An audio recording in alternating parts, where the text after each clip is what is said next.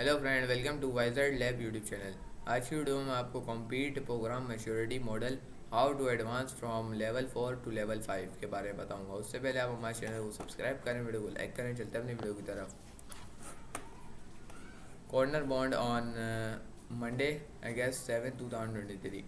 Reading time 11 minutes. For nearly a decade, Carry On has been helping people like you build excellent compete programs. Programs that increase win rates and influence executive decision making. We dedicated to take everything we learn, how the years, and condense it into practical how to guide the 6 levels of complete program maturity and how to get to level 6. Level 6 levels of maturity are as follow. Level 1, you have published a bottle card for at least one of your tier 1 competitors. Level 2, you have published a bottle card for each of your tier 1 competitors. Level 3, 45% of your sales reps use your bottle cards at least once a month. Level 4, 50% of your sales reps use your bottle cards at least once a month. Level 5, you report quantitative and qualitative when lose findings once a quarter. Level 6, you can see eye to help executive leaders make decision. If you are at level for your reading the right blog post, how to advance from level 4 to level 5. You are build a library of border cards your sellers regularly use. Now what to advance to the next level of maturity. You must create a win you per lose program and use the insights you uncover to one better enable sellers to win competitive deals and to inform marketing and product strategy.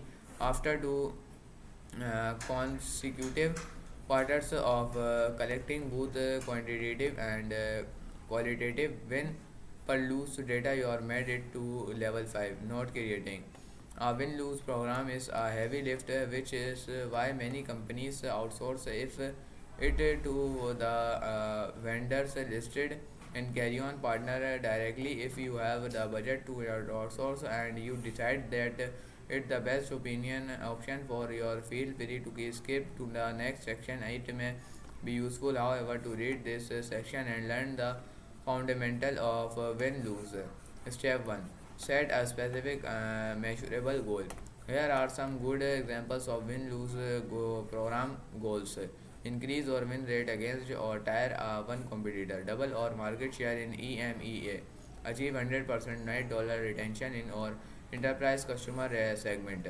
Here are some bad examples. Win or more deals, improve or product roadmap, reduce churn.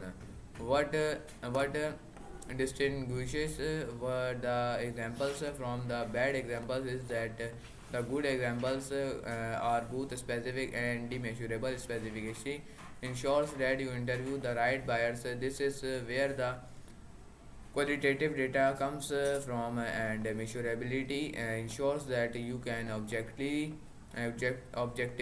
determine whether the win per lose program is working. The goal of your win per lose program most directly align with your company priorities. So make sure to get input from your revenue, marketing, and product leaders. In fact, before you start going doing the work of win lose analysis, adding new CRM field, interviewing buyers, etc. Each of these senior stakeholders should formally sign off on your goal literally with their signatures. This will not only solidify your goal but also make it easier for you to get things done. Take your RevOps team for example as the masters of your CRM. They are critical to the success of your win-lose program. You need their help to not to say ways about it now. If you were to go them and says I need you to add this new field, they may respond with your try to get to that next quarter. But if you instead say I need to you to add this new field because or CRO wants better win per lose data, they be much more likely to act with urgency. Step 2. Optimize CRM data. Once you have a specific measurable leadership approval goal, the next step is marketing. Sure, you have the CRM data you need to achieve that goal. Look at your goal and ask yourself what questions do we need to answer in order to achieve this goal. Say, for example, that your goal is to increase your win rate against your tier 1 competitors. In that case, the questions you need to answer include: what percentage of our sales opportunities involve at least one tier 1 competitor? What is our win rate in these opportunities? Is our win rate is in these opportunity dependent on other variables like customer segment, geographical region, etc. Why do we win some of these opportunities and lose others? Create a list of the questions you need to answer and send it to your RevOps team. Ask them if they have the data to answer your question. If they do, that's great. If they don't, you will need to them to make some changes to your CRM. These changes will probably entail some combination of the following: creating a competitor pick list field that your sellers are required to complete before moving an opportunity from one stage to the next. Creating a loose peg list reason pick list field that your sellers are required to complete before closing an opportunity lost to competitor must be one of the options in the pick list. Creating a secondary loose reason pick list field that your sellers are required for to complete when they lose to competitor. Options in the pick list may include functionality, price, politics, etc. The day these changes are made official in your CRM, you must run a training session for the sales. This partially because they I need to learn to use the new field, but mostly because they need to hear a very important message for your CRO. Do not be afraid to admit that you lost a deal to a competitor. The more honest you are about that what happened in a garden opportunity, the more likely you be to win the next one. We can't overstate how important it is for your CRO to send that message and to reiterate in over time is sellers are afraid to admit when they lose to competitors. Your data will be inaccurate and ultimately your win per lose program will produce inaccurate insights. Step 3: interview buyers. After training your sales team on the CRM changes, you need to know about you need to wait a few months before moving on to the next step, which is interviewing buyers, because the data you capture over the course of that quarter will determine which buyers you contact for interviews.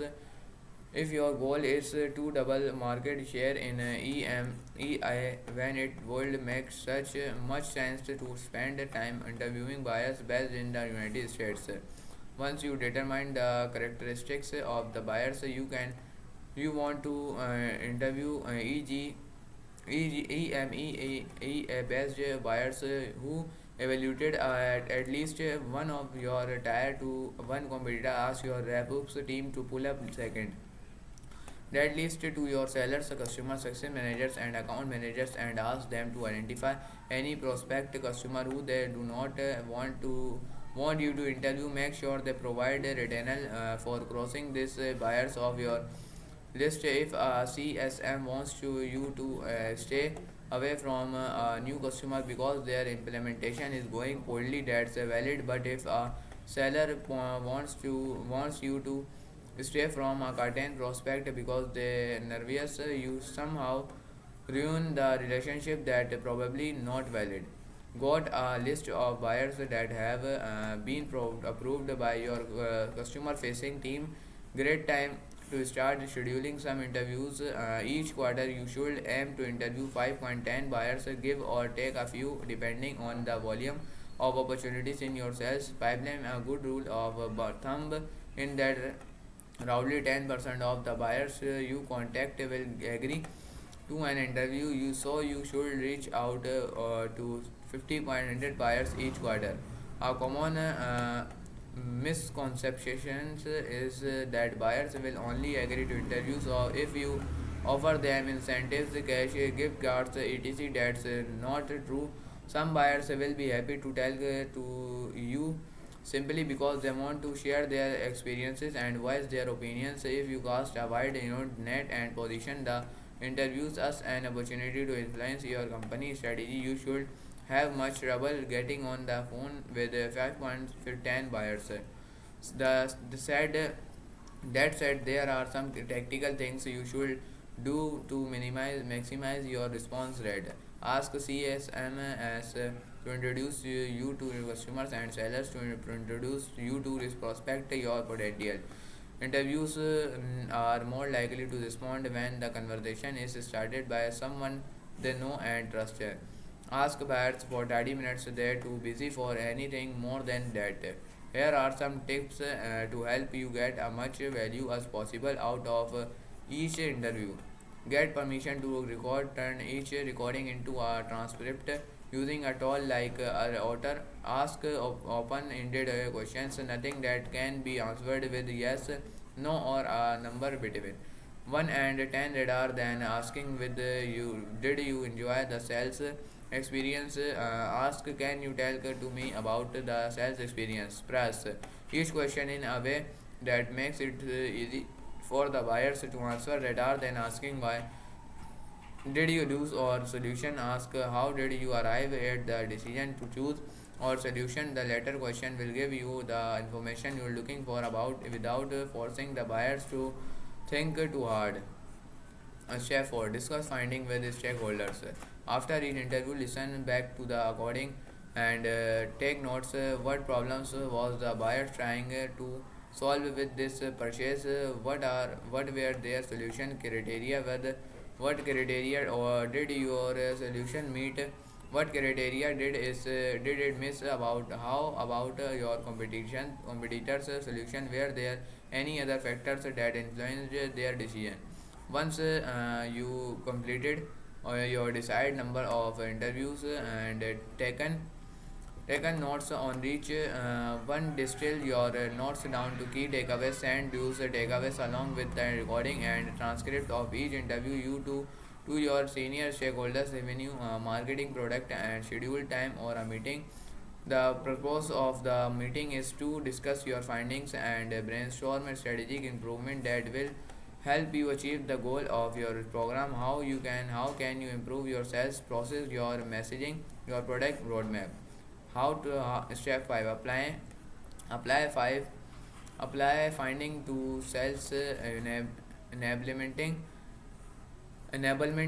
strategy. Finally, make sure to apply what you learn about your buyers and competitors to your sales enablement strategy. Riverside your bottle card and take an extra hard look at the why we win and quick dismiss sections. Is there a reason why you win that you weren't previously aware of, a competitor weakness that you would try to exploit more aggressively? A false competitor claim that does more damage than you realized. As you go through this process each quarter, you likely end up making multiple updates to multiple bottle cards, which can throw a wrench in your visual communication. Sedans, how do you make sure everything gets the attention it deserves? Consider announcing the updates one bottle card at a time, starting with your Firecast competitor, with the announcement broken up by a few days. Each announcement should include a video where you show the bottle card and walk through each change. Once you are made every announcement, you need to make join a sales team meeting live and present a quick overarching recap of everything that's changed. How to advance to level up. Level 6. Want to learn how to build the best complete compete program possible? How download the 6 levels of compete program maturity and how to get to level 6 today. Connor Bond. Connor Bond is on the marketing team at Carry On.